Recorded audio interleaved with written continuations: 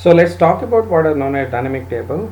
So we don't know the size of the table that we want to store. So we are given some elements, the request for inserting an element. So every time when there is a overflow, we will try to create a bigger size table and try to insert. For example, when there is the size of the table is 0, when I am asked to insert the first number, so what I do is that I create a size of 1 and insert that. Now if I want to insert the second number, there is no space, so what I do is that I create an array of size 2, then copy the first element here, then delete this and insert 2 there. Right, so when I want to insert the third one, so we will not create an array of size 3, so what I do is that I create an array of size 4. The first two elements are copied here, the third element is inserted here, and that's all. Now if I have to insert the fourth element, that's easy, we'll directly insert. If I am asked to insert the fifth element, then I have to create a size of the table which is 8 and copy the first 4 elements from the previous array, then delete this array and insert the fifth element. If I am asked to insert the sixth element, it's an order 1 operation. Seventh element is also 1, and if I have to insert the eighth element, it's 1, order 1. So now if I have to insert the ninth element, so now I'm going to create a size of the array which is size length of this array is 16. First 8 elements are copied from the previous array, then you delete this and then insert the ninth element. So inserting 10th, 11th, 12th, 13th, 14th up to 16 is all order 1 operation. Now if I were to insert the 17th element, I'm going to create a size of the table which is double the size of the array that I have, that is 32. Copy the first 6 elements from here and then insert the 17th element. Right? So notice that so if I have to insert the 18th, 19th up to 32, then the number of operations that I have to do is just 1 to insert into the table, which is order 1. But if I have, in some cases I have to create another array which is double the size of the array and copy all the elements up to this and then insert this operation, right? So the ith operation, this can be written as, so the most of the time if it is 1, but if I is of the type 1 plus 2 to the power k, right? So if I is of the type 1 power 2 to the power k, then the number of operations done by the algorithm is exactly equal to I. So now, so how do we? So in worst case, what may happen is that if I try to add nth number, so what may happen is that I may end up doing n by 2 plus 1 number of operations, right? So the ith operation can be I. So if I is as bad as n, so what we are saying is that in worst case, the number of operations for one insert could be n. So we can conclude that the total number of operations done, total time complexity of this algorithm is order n square, because the nth operation took n amount of time. So all the operations will take less than or equal to n. So this is order n square. But what we are going to see is that we can analyze it more carefully and show that in this algorithm will not take more than 3n time, right? So one way to do it, just to find the sum of CFI, right? So this is equal to I is going from 0 to 1 to n. So this is basically, in any case I am doing one insertion, so this will be n operation plus the sum of 2 to the power k, where k is actually going from 0 to log of n, right? So because I is 2 to the power k, I minus 1 is 2 to the power k, so this can go up to log of n. So this you can see that this is n plus 2 to the power log of n, right? So smaller than or equal to log of n plus 1. So which is essentially equal to n plus 2 into 2 to the power log of n. But 2 to the power log of n is n, so this is smaller than or equal to 3 into n. The total number of operations done by this algorithm is 1 in any case, but in some cases it's 2 to the power k. But k can go from 0 to log n, so if you sum this up, you see that this is going to be 3n, right? So, so let's try to do the amortized analysis for it. Say there are one case where we are just doing, there is no resizing that we are doing. In another case, we are going to do the resizing. Size of the table that I have is right now is k, but I am going to take a size of the table which is 2k, and the total complexity of this algorithm is k plus 1, because I copied all the k numbers here and then I inserted the number here. If I don't do the resizing, it's odd 1. Okay, so now I have to define a potential function very carefully in such a way that if I don't do the resizing, the potential can increase by 1, right? But if I do a resizing, the potential of the data structure, the array that I have in this case, should considerably decrease. Let's look at one such potential function. The potential function is defined as the number of field entries minus the number of empty slots. So notice that the array is always off filled. The way we are constructing this algorithm is such that the array is at least off filled at any point of time. So the number of field entries is always going to be greater than or equal to the number of empty slots.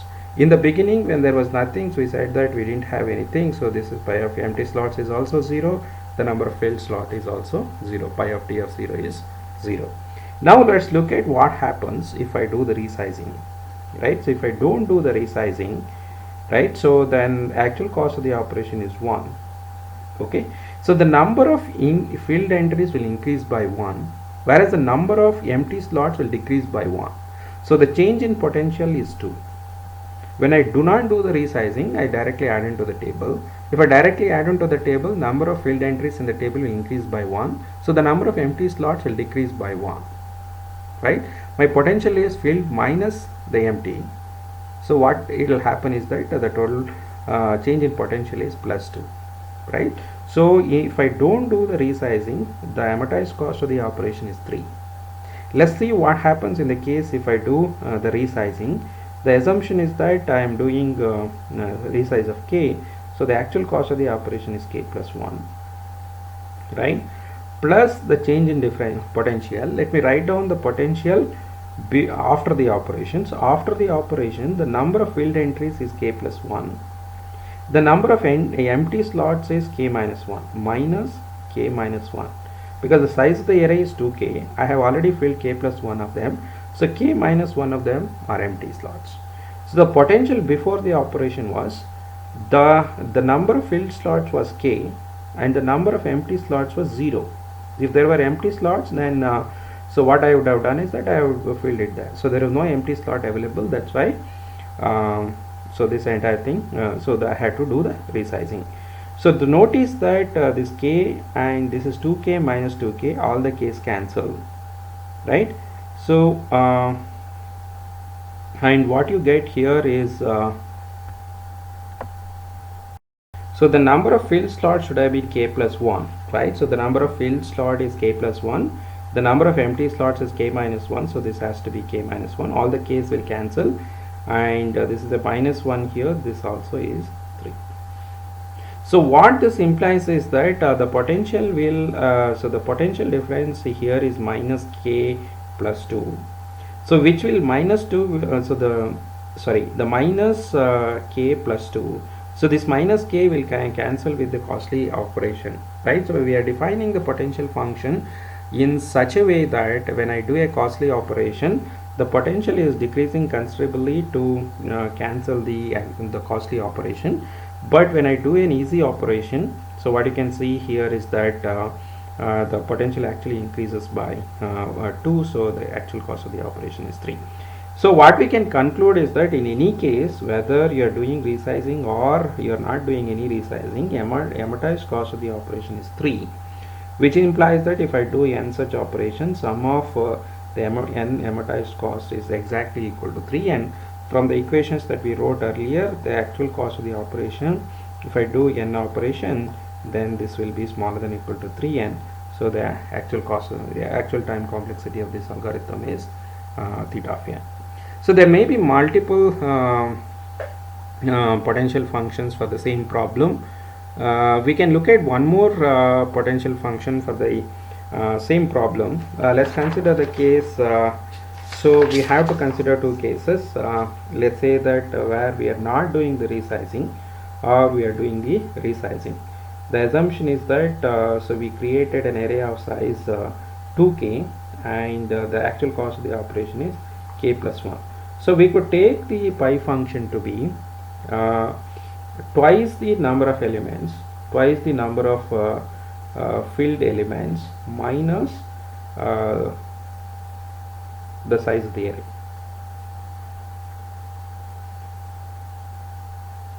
Okay, twice the number of filled elements minus the size of the array. Since the array is going to be at least half filled all the time, this number is always going to be greater than or equal to 0, and you can also see that pi of d of 0 is 0 because field entry is 0 and the size of the array is also 0, everything is 0.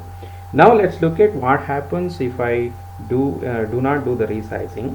The actual cost of the operation is 1 plus, so if I fill the entry, number of filled entries will increase, number of filled entries will increase by 1, so the potential will increase by 1, size of the array doesn't change if I don't do the resizing. So clearly the potential of this operation is easy to see. The amortized cost of this operation if I don't do the resizing is 1 plus 2, which is because the number of field entries increases by 1, so the potential will increase by 2. If I do the resizing, the actual cost of the operation is k plus 1 plus, let's compute the potential after the operation. So the number of field entries after the operation is k plus 1. The size of the table after the operation is 2k.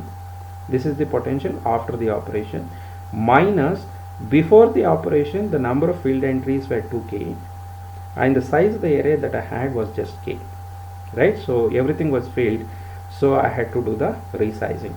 So if I look at this carefully inside, so this 2k minus 2k cancels. What I will have here is 2, and this is 2k minus k, so which is k, so I have to do minus k here. So the total is k plus 1 plus 2 minus k, which is also 3.